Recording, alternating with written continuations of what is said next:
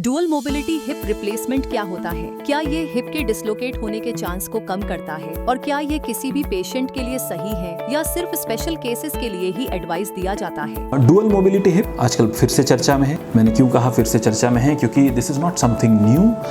ये 1970 के दशक से फ्रांस में इस पे काम किया जा रहा था और दो कंपनीज जिसे कहते हैं बायोमेट और स्ट्राइकर, अब तो खैर स्ट्राइकर और Biomet have become one company, but दो कंपनीज का इसमें बहुत महत्वपूर्ण योगदान रहा है इस टेक्नोलॉजी पे काम करने के लिए। डुअल मोबिलिटी, मैं चाहूँगा एडिटर साहब इसमें आपको इमेजेस और वीडियो ऐसे मैं बोल रहा हूँ लगा दें ताकि मैं समझा सकूँ।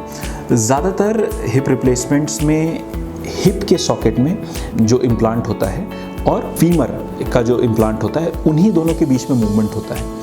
डुअल मोबिलिटी में हिप का पॉलीथाइलिन और फीमर के हेड के बीच में तो मूवमेंट हो ही रहा है नॉर्मल हिप रिप्लेसमेंट के जैसे, लेकिन हिप के शेल और उसके पॉलीथाइलिन के बीच में भी मूवमेंट हो रहा है।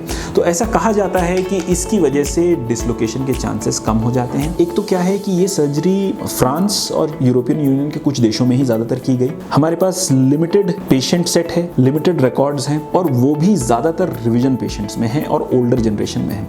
तो दो लिमिटिंग फैक्टर हैं, एक तो डेटा सेट बहुत कम है और एक्सपीरियंस लिमिटेड है। लेकिन जो भी एक्सपीरियंस है वो बताता है कि रिवीजन में इसमें डिसलोकेशन कम होता है, एल्डरली में इसमें डिसलोकेशन कम होता है, यंग पेशेंट में इसका बिहेवियर कैसा है और प्राइमरी हिप रिप्लेसमेंट्स में इसका बिहेवियर कैसा है, this needs to be looked into.